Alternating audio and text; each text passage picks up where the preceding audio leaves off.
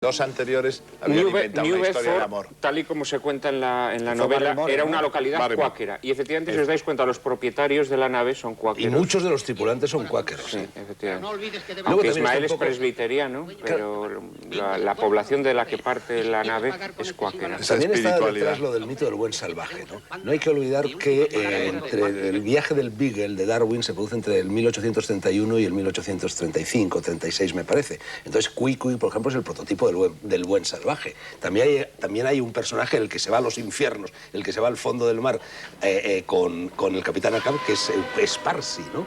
Es decir, ahí también responde a ese interés antropológico que existía en aquel momento en la humanidad y sobre todo en los Estados Unidos por el descubrimiento de otras culturas. Y por tanto las digresiones no son ni nada. mucho menos es que, por ejemplo, muchas obvias. de las digresiones de la novela también tienen mucho que ver con efectivamente los paganos, los caníbales, los salvajes. Que él había conocido cómo en sus viajes confluye, por es los decir, mares cómo del al sur. final cuando Melville va remontando, digamos, esa escala de lo que es la religión, lo religioso, al final todo se toca, ¿no? Lo sobrenatural tiene un origen común y al final ese monstruo blanco, para todos, tanto para los cristianos, para los balleneros, como para ese buen salvaje, representa lo sobrenatural, esa ballena, Fíjate, ¿no? qué bonito es como presenta Melville al buen salvaje. Empieza dice, Cuy era nativo de Rocoboco, una isla muy lejana hacia el oeste y el sur.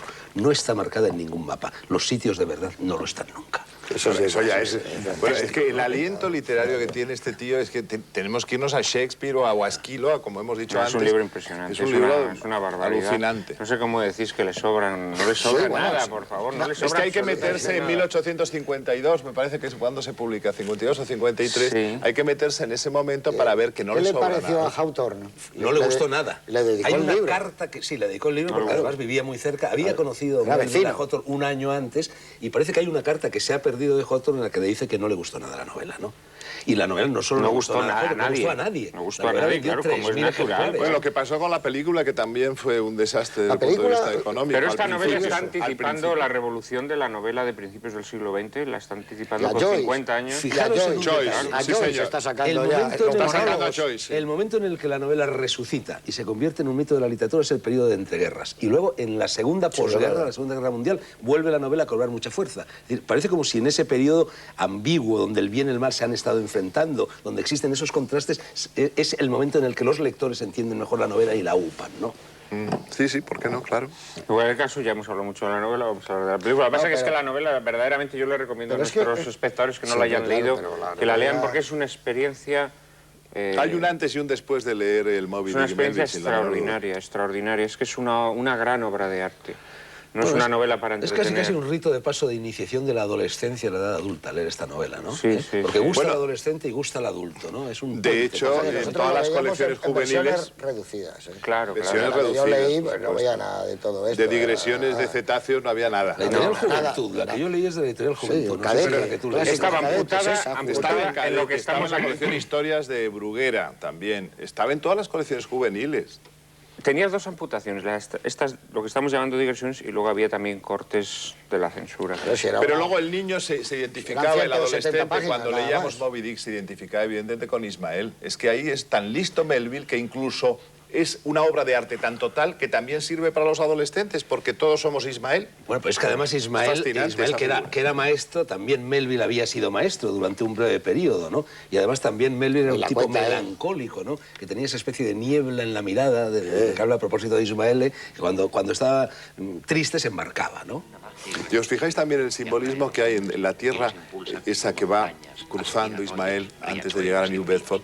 Qué bonita es, ¿no? Qué maravilla, qué acogedora, qué al nivel del hombre, ¿no? Y sin embargo el mar es lo desconocido, lo misterioso, lo sobrenatural, las tensiones atávicas más tremendas, ¿no? Y sin embargo, qué amable es el paisaje por el que circula Ismael al principio de la película. Verde, ¿verdad? Es muy verde, muy frondoso. Claro, Inglaterra. En relación con Húmedo, eso, empapado. cuando aparece esa especie de personaje loco entre los barriles del puerto y lanza la profecía, le dice a Ismael, olerás a tierra tierra donde no hay tierra. Bueno, eso es maravilloso. Eso es una cosa increíble. Eso es maravilloso y la fuerza onírica que tiene esa aparición de la ballena cuando ellos empiezan a oler tierra, ¿no? Bueno, y la persecución de la ballena por todos los mares, que es delirante. ¿Os fijáis todos los artilugios que tiene Ahab para llegar a ubicar a Moby Dick? Es impresionante, eso es fascinante O también. porque él ha estudiado esas cartas, que es precioso, de navegación, y toda la gente que le ha dicho dónde la ha visto la ballena, y va haciéndose un mapa personal, el mapa de Ahab, y dice, aquí estará, tendremos que llegar ahí. Además, por todos los mares del mundo. Es que es algo increíble. Bueno, hay que hablar un poco de la interpretación de Gregory Peck porque Sí, os habéis ahí pasado un tampoco poco. estamos de acuerdo contigo. No, ahí y es estoy que de acuerdo con estos dos sostenéis- señores, te no, quedas ya, solo, ya, ahí sí, te quedas ahí me solo. quedo solo, pero es que vosotros estáis apoyando vuestra tesis y decís que es que el señor que ha interpretado Vacaciones en Roma o que ha interpretado Matar a un ruiseñor no puede interpretar esto. Yo creo que no. Esto sería como decir que Henry Fonda no puede hacer Hasta que llegó su hora, o que...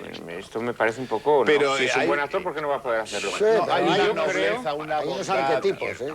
John Wayne es muy difícil. Bueno, pero no hay una pensemos- John Wayne no identificación puede del hacer todos los espectador con papeles. Gregory Peck como personaje positivo, como personaje bueno. Entonces le cuesta, me imagino, al espectador incorporarse a esa maldad del Aunque le personaje, pongas ¿no? una cicatriz, le subas una ceja, la cicatriz... O esa extrañeza. La piedra, Pero es que entonces estáis Luego, siguiendo un la- criterio lombrosiano totalmente para calificar una Fisionómico. interpretación. No, es que yo creo que él se vio forzado, que era una película de muy gran empeño, y la Warner le dijo, tú necesitas una estrella. En esos momentos Gregory Peck era una Transición. A mí hay superestrella, momentos y dijo, bueno, interpretativos de Gregory Peck que me parecen extraordinarios y que transmiten toda la obsesión del personaje. ¿Recordad ese momento en que Starbuck entra en su camarote? Él está adormilado y le dice que se acueste en la cama y él dice que las No, del camas son ataúd. un ataúd y las sábanas un sudario, ¿no? Por ejemplo, ¿no? Pero recordemos ese brindis, esa especie de comunión sacrílega, pero ¿no? yo fíjate, creo que en esa Pero a mí película... me- El estaba- momento en el que clava el doblón en el mástil. No, yo- son momentos impresionantes para Sí, el pero personaje yo de creo que Ahab, claro. no para Gregory Aún Peck. así, haciendo son de tan Ahab. buenos que tú, bueno, pues ya te haces a la idea de la cicatriz de Gregory Peck. Pero eso, el propio John Huston tenía todo el No, no, aspecto yo... para hacerlo. Ah, No, bien, John sí, Huston no, pero que defendía. John John Huston Huston, quedó muy contento con Gregory Peck. Bueno, Sí, sí, Sin eso embargo, dice, Bradbury pero, no. pero Bradbury no. nadie se quedó contento con Gregory Oye, Peck. chico, lo dice en sus memorias muchos años después. Sí, porque no tiene más remedio que decirlo, porque luego habla al párrafo siguiente diciendo que no se volvió a hablar con él por un problema rarísimo de la mujer, ¿te acuerdas? Que cuenta Sí. el problema muy raro y dice, pero él era un tipo estupendo y yo no me equivoqué en la elección. Pero yo creo que teniendo a su íntimo amigo Orson Welles en esa época estaba para haber hecho el Capitán Ahab. Vamos, ¿Y por qué tiene que vamos, ser además vale. delgado? Y no el padre Ahab Mappel, podía que es el ser, que hizo claro, él. el padre Mappel, que es No, una no, el padre interpretación Mappel está formidable. transformado, con esa barba que sale. Sí, no, porque en aquel momento no tenía 40 años. Orson Welles estaba maravilloso para hacer ese personaje. Y el propio Houston. Hombre, de entrada, y Bogart, si no se hubiera el muerto. protagonista tendría que haber Bogart sido hubiera hecho mayor. Bogart hubiera hecho un El escándalo. protagonista tendría que haber sido mayor que Gregory Peck y mayor que Orson Welles también. A eso iba, Juan. Porque Es que un hay hombre 20 lleva- años de diferencia entre el personaje de la novela Claro, y la edad de Son Gregory hombres Peck. que Luego llevan- se habla en la novela, ¿os acordáis de un hijo de Ahab? ¿Os acordáis? Su mujer y su hijo, que lo esperan. Tiene una familia. Sí, sí. O sea, Sí, sí, esa sí. especie de monstruo increíble tiene familia. Él pone el plano de Starbuck, cuando se ve a la mujer de Starbuck y la familia, Sí. sustituye eso. Si lo que han hecho es un trabajo de reducción, como no se había hecho nunca hasta Doctor Zivago. Es decir, Pero un trabajo igual que de reducción Zivago, muy hábil. adaptar Zivago es muy difícil y cogían 4 personajes y les hacían uno. Aquí han cogido 3, 4, 5 situaciones y le hacían un párrafo de guión o hacían una imagen para la película, porque si no, no se puede adaptar. Es Sí, el imposible. trance ese por el que pasa Quick en la novela ocurre mucho antes y es una especie de ramadán que tiene él, ¿no? De cuaresma, en la cual tiene que estar 24 horas sin probar bocado, sin hablar, sin moverse. Aquí, y luego Fernando va a hablar de una cosa que nos ha prometido antes, de la supuesta homosexualidad de Efectivamente, yo Viviana. iba a morder el anzuelo que has lanzado tú al hablar del hijo de Ahab y de su mujer. Eso me Mogan precisamente Sí, que lo en dice. este libro apunta la hipótesis, quizá barriendo para adentro, porque Mogan era homosexual, de la homosexualidad larvada, no manifiesta de Melville. Y claro, dice que Melville tuvo 4 hijos, 2 hijos y 2 hijas. El primer hijo se suicidó. El segundo hijo se largó cuando era poco Y no más se volvió a saber de él. nunca más se volvió de él. Hay cartas de una de las 2 hijas, que fueron las únicas que asistieron a su funeral, acompañadas por su madre, donde censura acremente a su padre como un ser autoritario, violento, que, por ejemplo, era capaz de gastarse en un capricho cualquier cantidad de dinero y desatendía las necesidades más perentorias de la familia. Entonces, bueno, se ha hablado, es él el que habla de esta larvada homosexualidad y también de la posibilidad de la locura, de que este Melville, que en un determinado momento era un escritor mediocre, muy mediocre, da un salto cualitativo inmenso como si hubiera enloquecido. Es decir, concretamente, Somerset Maugham dice que en fin, que Pierre o las ambigüedades es el libro de un neurasténico como mínimo. Y efectivamente ahí hay un salto que nunca se explica, porque es que Melville yo creo que era un escritor sin vocación. Melville no era un letraherido de estos que desde pequeñitos quiso ser escritor, ¿no? Se buscaba la vida, se embarcó en la industria, primero para ir a Liverpool, luego en la industria ballenera, etcétera. Estuvo 7 años de aventuras, no más, porque ya luego hizo 2 viajes únicamente, pero en fin, no fue tan gran aventurero como se le suele presentar. Y entonces... no era Jack London, vamos. No era Jack London, ni mucho menos. Bueno, entonces yo creo que todo eso está muy presente, es decir, la novela tiene una carga autobiográfica muy fuerte. Y luego un dato que da,